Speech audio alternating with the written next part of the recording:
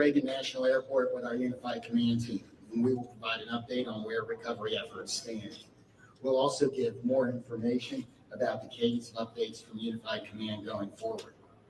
I'm joined today by Terry Lyric from the Metropolitan Washington Airports Authority and the other members of the Unified Command Team.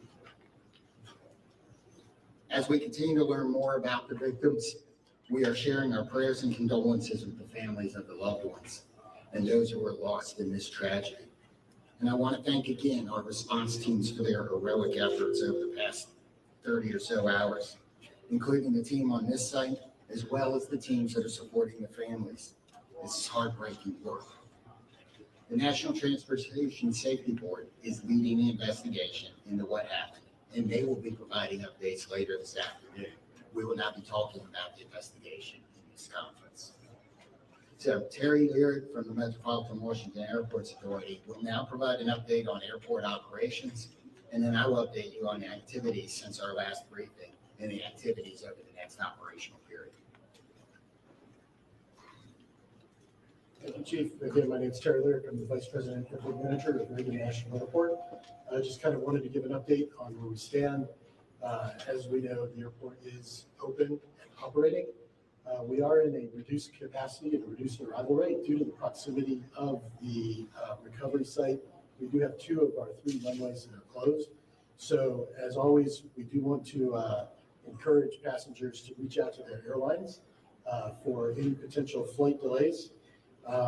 Typically, a full schedule here at National Airport would encompass about 800 flights a day using those 3 runways.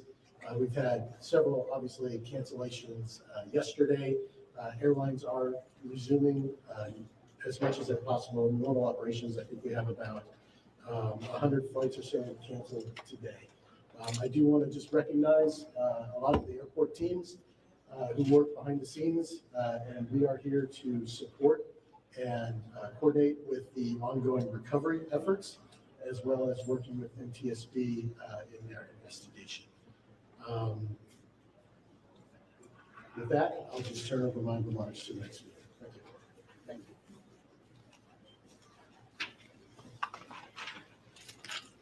So, overnight, our teams continued search operations and surface work, including side sonar scanning, shoreline searches, and aerial searches. Also, 2 Coast Guard cutters have arrived on station. You may be able to see them out there on the water. Other efforts off-site included the NTSB, American Airlines, and district officials meeting with families at the Family Assistance Center and providing the support that they need to get through this horrible event. We've identified we have recovered 41 sensitive remains, and 28 of those victims have been positively identified. And as of 6 a.m. this morning, next of kin notifications have been made to 18 families. Going forward with our recovery operations, search teams will continue to work the site. We'll do side sonar scanning, searching the shoreline, and aerial operations. Our dive teams are working in targeted areas, and additional Coast Guard assets will arrive this afternoon. The salvage crews have begun to arrive on the scene, and they're assessing the work that's going to be needed to recover the aircraft from the water. We expect those operations to begin no later than tomorrow afternoon. The teams are also working the shoreline down the river, as we do expect some debris to be dragged by the current. And if members of the public believe they have information or have discovered potential wreckage, we're asking you not to touch it and to call 911, and we will send somebody out to get it. Supporting the response team. This has been a tough response for a lot of our people. We've had over 300 responders operating at one time, and I think we've got about 500 people that have walked through the site. So the Unified Command has activated peer support for its first responders to make sure that everybody has somebody that can help us get through this. And the outpouring of support, people like the World Central Kitchens Relief Team and many of the local restaurants, here at the airport, have supported the people working, making sure they have food so they don't have to stop. And I want to thank the rest of the community for their outpouring of support and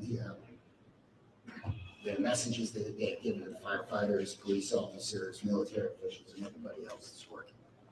If you want to help, the Greater Washington Community Foundation has a relief fund. You can donate at the link above.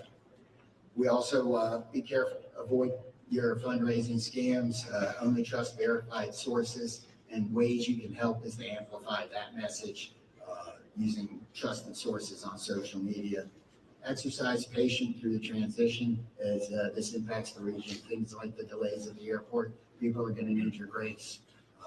I know we've got a lot of vehicles around. We've got some areas closed that are normally open to the public around the river, and we need your patience in that. Check in on your friends and neighbors, and if you're feeling anything about this event, please call the crisis hotline, talk to a medical professional, and you can use 988 on your phone.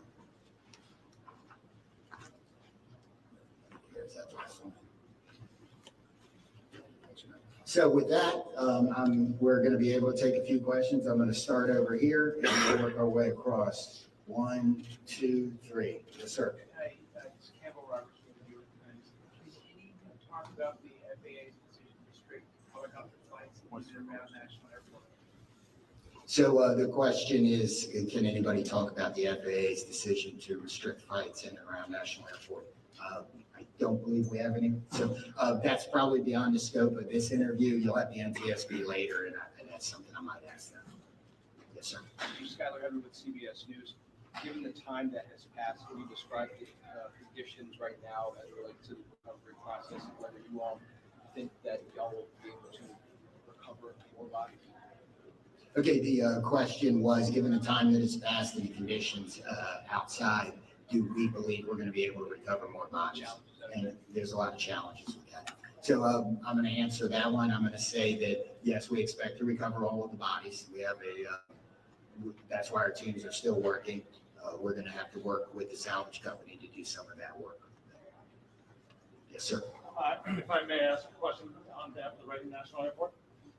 This is Alex Gabriello with News Nation. A lot of questions now circulating about the crowded airspace surrounding this airport. Also reports about other close calls, including 24 hours before the fatal accident. We've seen the FAA take the position of restricting the airspace, specifically Route 1 and 4 for choppers in this area. What is the airport's position about potentially toning down some of the air traffic around this airport, and should this have been done sooner, specifically the restrictions on the airspace for choppers on Route 1 and 4? Yeah, sure. The question was regarding air traffic, helicopter routes up and down the Potomac, right? That is an FAA responsibility. The airspace is controlled by the FAA. The airport does not have any responsibility outside of the surfaces of the airport itself. But most certainly, this has been conversations that you've had, and when it comes to safety for the airport, for the passengers that come in and out of DC. Mm-hmm. Absolutely. The FAA does regulate the airport, and we follow all FAA safety regulations. Again, all I can say is the FAA is responsible for their airspace. And very briefly, a question for the chief. Sir, how long do you expect it to take for the salvage to be removed from the river to recover the bodies and do everything that's necessary to bring closure for these families? So we're working as fast as we can. I'm not going to be able to give a timeline on that as there's a lot of unknowns. But we hope that we have more salvage equipment here tomorrow, and that operation can begin then. So next 3 questions. 1, 2, 3. Yeah, Chief Perry Russin, ABC News. How is weather affecting recovery efforts? Rain today, rain forecast later. What are the elements inside the river? How has all of this affected recovery? So the question is, how does the weather affect the recovery operation? In my view, it may slow it down slightly, but all the units out here, all of the people work year round in all conditions. We're going to be careful. We're going to make sure we don't hurt anybody else, but the weather we've seen so far is weather we can work in. If that were to change, that would affect it, but we haven't seen that. I mean, one question at a time. Chief, you talked earlier about access to the site and to gain access to that area.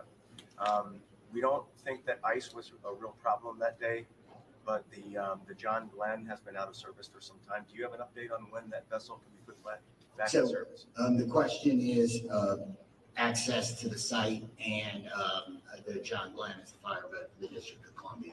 So, what I referred to on access to the site is things like Gravelly Point being closed and that being lost as a local recreation area while we're working.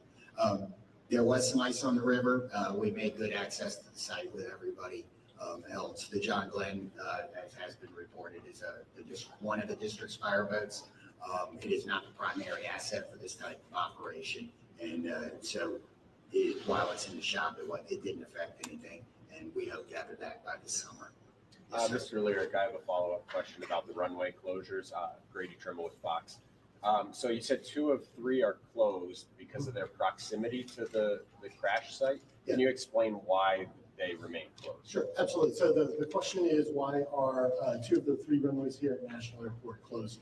So if you're familiar with the runway configurations here, we have a main north-south runway, and we have 2 what we call crosswind runways. The 2 crosswind runways, if aircraft were to take off or land over the aircraft recovery sites that is out there right now, those would be impactful to the operation. So we've elected to keep those runways closed. And to follow up, how long do you expect that to remain the case?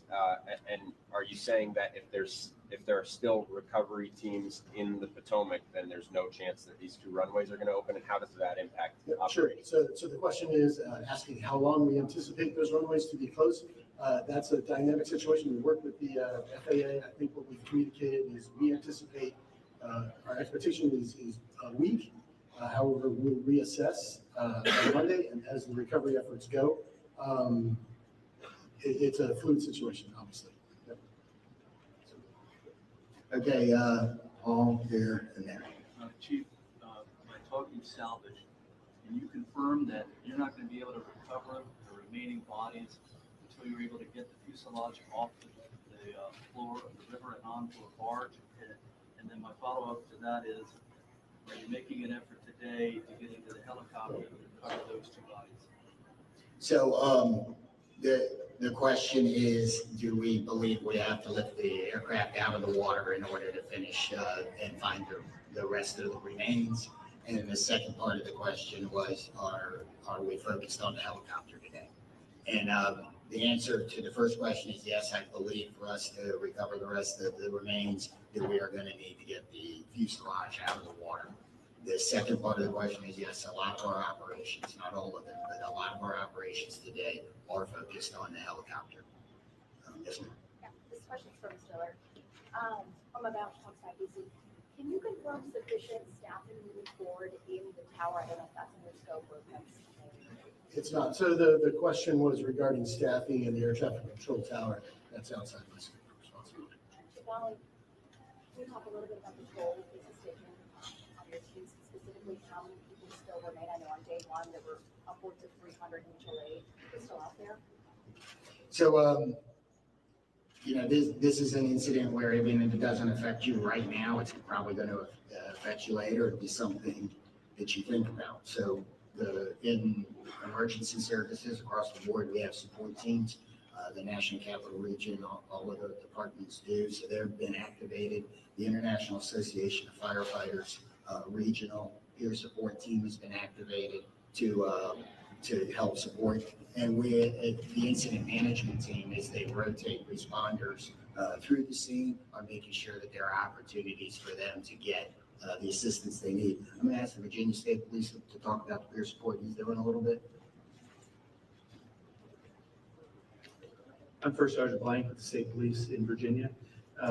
We are working with our partners. MWA is leading the support for the effort for peer support, but I'm here in support of that effort. And we have several regional partners that are contributing to that, including mental health professionals who are on site from ANOVA and from a nonprofit in the area that are providing support. The Virginia Law Enforcement Assistance Program is also planning to send support, and all of the most of the public safety agencies in the region are providing personnel to assist with that effort. Yes, ma'am. Marielle Carbone with DC News Now. I know that this is an unpleasant question for the chief, but we've been hearing reports of people that live along the river and potentially seeing partially coming up on shore. Is that anything you're hearing, or is that way So we're not keeping anybody away from the shoreline for any of those reasons. If we've closed off an area like Gravelly Point here, it's because we have emergency access vehicles coming in and out, and we need the access to the river. We have received some 911 calls about either debris or remains. I don't know that we've actually found any remains. We've certainly picked up debris from those 911 calls. So we're gonna do 3 more and go 1, 2, and 3 on the back. Yes, sir. Thanks, Chief. Jonathan Kersley from Channel 9 Australia. This is a question for Terry. Terry, is Vice President and Manager of this airport, what concerns have you had specifically about the congested airspace? And have you ever raised those directly with the FAA? So again, the United States airspace is the safest in the world. Safety is one of our top priorities, and we continue to ensure that the airport is safe for operations. To follow up on that, it wasn't safe in this instance. There have been near misses here before. You would have been made aware of those as manager of this airport. Have you raised concerns with the FAA about the congested airspace around Washington DC? Yeah, I can say again, we work with the FAA, we're regulated by the FAA, we comply with all FAA safety regulations. But that doesn't answer the question. Yes, sir. Chief Dave Jefferson from Reuters. Can you talk about how much debris has been removed to Hangar 7? And at some point, will that operation be transitioned to a private company, a TSB? Will hire, or will you guys actually put all the debris in there? So that's an investigation question appropriate for NTSB this afternoon. We'll take 2 more. Yes, sir. Tom Rasmussen, Channel 7. I had a question for Terry as well. As far as the airport took a position against adding extra long-distance flights out of here, and one of the concerns was there's just too much already going on. Do you maintain those concerns because they're supposed to start in the next few months? Are you concerned about safety as those extra flights start? Yeah, thanks, Tom. So the question was regarding the additional slots to DCA. As you know, the slots are federally controlled, federally mandated, and we have to follow federal regulations. Are you still concerned about them? I mean, the airport's authority was concerned at the time. Yes, again, we have to follow the federal regulations on the slot. Hi, Jim Spellman, CGTN. Here, one more question for you. Talking about the FAA, Congress, federally mandated, et cetera. Where does the buck stop with this accident and ensuring that the next flight to take off from this runway is safe? So again, the question is really directed to the FAA and Congress. Yeah. One last question is right here. You have 41 victims recovered. Are you confident in the location of the others? Where are they? Are you confident that you know where they are? So I think we know where they are. We won't know until we're done. And then we're going to continue the search operation. But we've searched a large portion of this river, and we are right there. So, I didn't read. So the question, let me answer the question again. Or let me restate the question, sorry. The question was, are we confident we know where the other remains are? And that it couples with the question about removing the aircraft. I believe that when we remove the aircraft, that will help us resolve this number. If it doesn't, we will continue to search. To be clear, that's the process. You take the salvage, the fuselage out, you're going to put it on just reiterate that process, what that looks like, removing it, putting it on a bar, is that right? So some of that isn't decided yet. We'll have to see what the salvage team is doing once they get all of their equipment here. So we may have more on that tomorrow, but I don't know the exact process today. So thank you all for coming today. Hopefully we answered your questions. We are going to do this again tomorrow. I don't have the time yet, but we will push that out so we can provide the same type of update. Thank you. Thanks, Chief.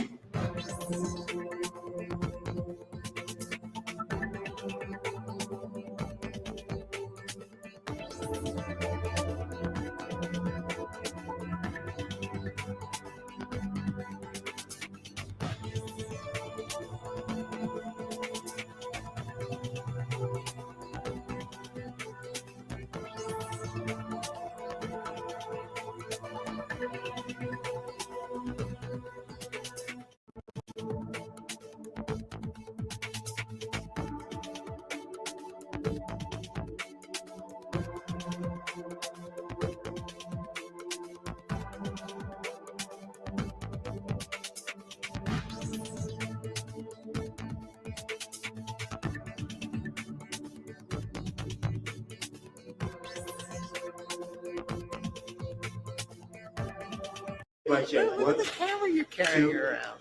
3, 4, 5. Got a ring. How do they know I'm 6, talking to that guy and 7, that guy and that guy? 8, 9, 10, 10, 9, 8.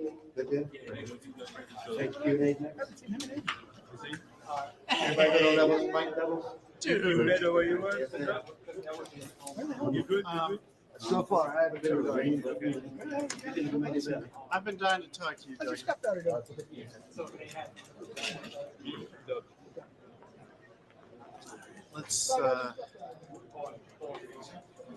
Let's see if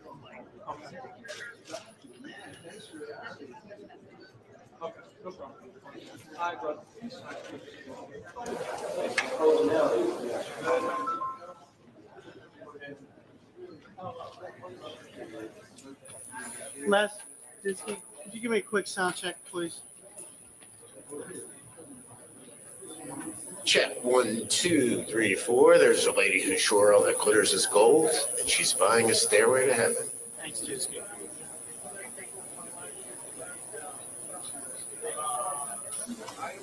Ooh. Ooh.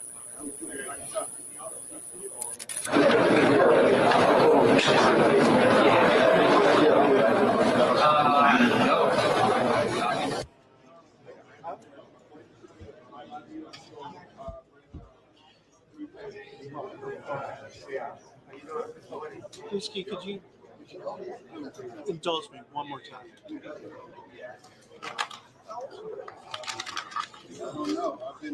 Check 1, 2, 3, 4, 5, 6, 7, 8. Check 1,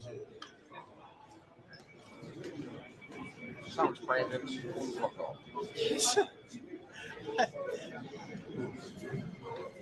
Yes, but I'm not going down there. I'm gonna go see. I don't know. So I'm going to see Dan. It's 100% true. Check your tax. I couldn't find it. where are you? Yeah, I was lost. You want something inappropriate? No. No? You have no sense of humor. Give them a heart like.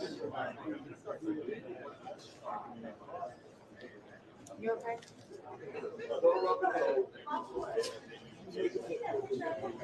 Kansas we didn't go morning.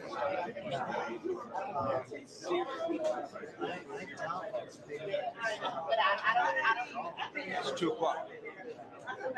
Here? Yeah, they told me. Who's that?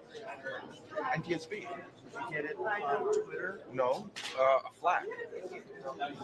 Usually they announce it on that. Oh, they haven't set anything up yet. Maybe. Yeah, maybe. Miss Johnson. Well, I've been doing it. Is the NTSB having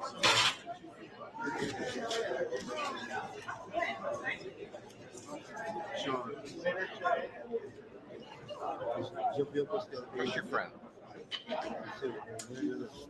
my friends from AFP, NPA, they talk to me. They said,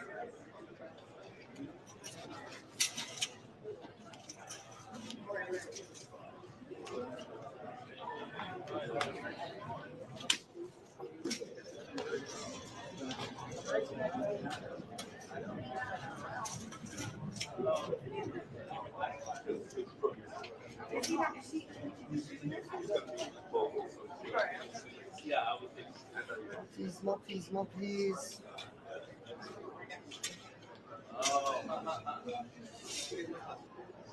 Yeah, we could go on here. Yes.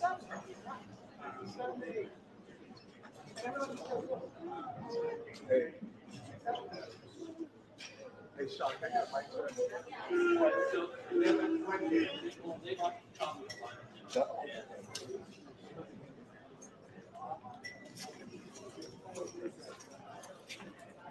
Mic check 1, 2, 3, 4, 5, 6, 7, 8, 9, 10.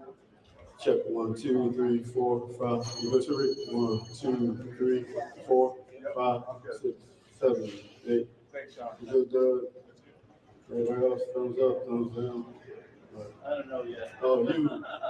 Not gonna. Should I what? At 6:30 a.m. It was okay. Life's good. And then it started raining. Okay. That started raining. I mean, there's short of rain. There's nothing. My colleague in Baltimore called the crane company that did the bridge. That thing's up there. Oh, there's one apparently that's already en route, according to your colleague, Alex Brandon. No, Drago. I don't know where. You're gonna take him